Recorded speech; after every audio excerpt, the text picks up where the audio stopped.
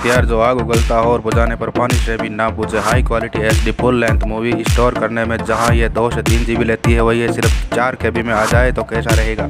और दोस्तों, बिना मौसम के बारिश किसानों के लिए कितनी मददगार साबित हो सकती है। दरअसल इन तरह की चीज़ें आज हमारे लिए सपना नहीं बल्कि हकीकत हो सकती थी, लेकिन दुनिया के कुछ इन्वेशन दुनिया के सामने आने से पहले ही विलुप्त हो गई। और आज इस वीडियो में हम आज उन्हीं के बारे में ही बात करने वाले हैं।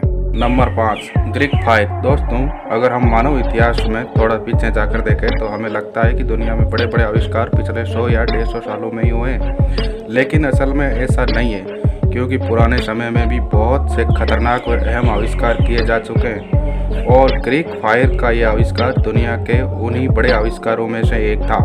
दरअसल ग्रीक फायर एक तरह का हथियार था जिसको प्राचीन रोमन साम्राज्य के द्वारा जंग के लिए इस्तेमाल किया जाता था। उन दिनों दुनिया भर में रोमन साम्राज्य के काफी दुश्मन थे, जिससे अक्सर ही उनका युद्ध हो जाता था।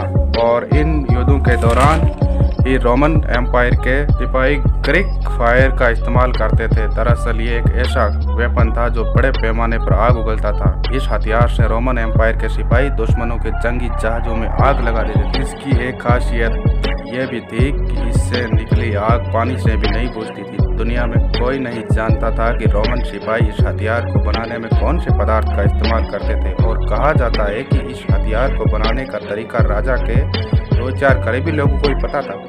रोमन एम्पायर हमेशा इस हथियार को गुप्त रखते थे, क्योंकि वह नहीं चाहते थे कि वेपन किसी भी तरीके से उनके दुश्मनों के हाथ लगे।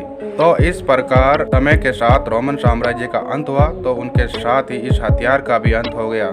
आज ये वेपन हम लोगों के लिए सिर्फ एक रहस्य बनकर रह गया है।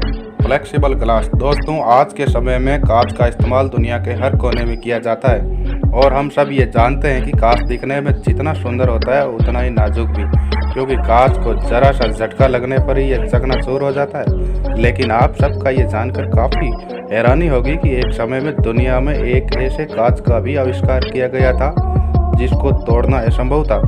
और ये आविष्कार आज से 50 से 100 साल पहले नहीं, बल्कि आज से 2000 साल पहले रोमन एम्पायर में ही हुआ था। दरअसल हुआ यह कि उस समय रोमन साम्राज्य टाइबेरियस सीजर के दरबार में एक व्यक्ति आया और उसने राजा के सामने कांच का एक बहुत सुंदर दिखने वाला कटोरा पेश किया। उस व्यक्ति ने राजा को कहा कि उसके द्वारा बनाए गए इस कांच के कटोरे को कभी नहीं तोड़ सकता।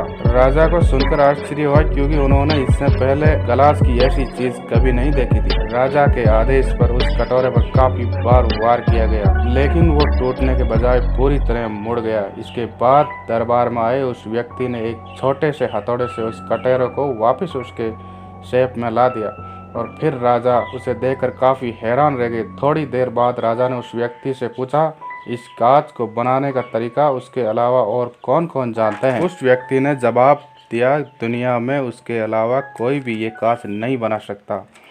और इतना सुनते ही राजा ने उस व्यक्ति को मौत की सजा सुना दी। दरअसल राजा टाइबेरिया को ये डर था कि अगर ये कांच चलन में आ गया तो इससे सोने और चांदी की वैल्यू कम हो जाएगी।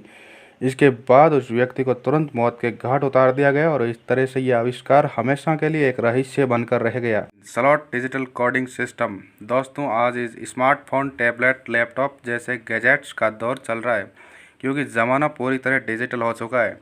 और आज दुनिया में हम इंसानों के बहुत से ज़रूरी काम स्मार्टफोन से ही पूरे हो जाते हैं। अब आप लोग ये तो जानते ही हो कि आज हम कोई भी स्मार्टफोन या गैजेट खरीदते हैं तो हमारा ध्यान उसकी स्टोरेज पर तो जाता है, और हम कितनी ही स्टोरेज कैपेसिटी वाली डिवाइस खरीद लें, आज नहीं तो कल तो भर ही जाती है। बदकिस्मती से इस समस्या का आज हमारे पास कोई समाधान नहीं है। पर क्या हो, मैं आपसे कहूं कि इस समस्या का हल आज से 25 साल पहले ही खोज लिया गया था।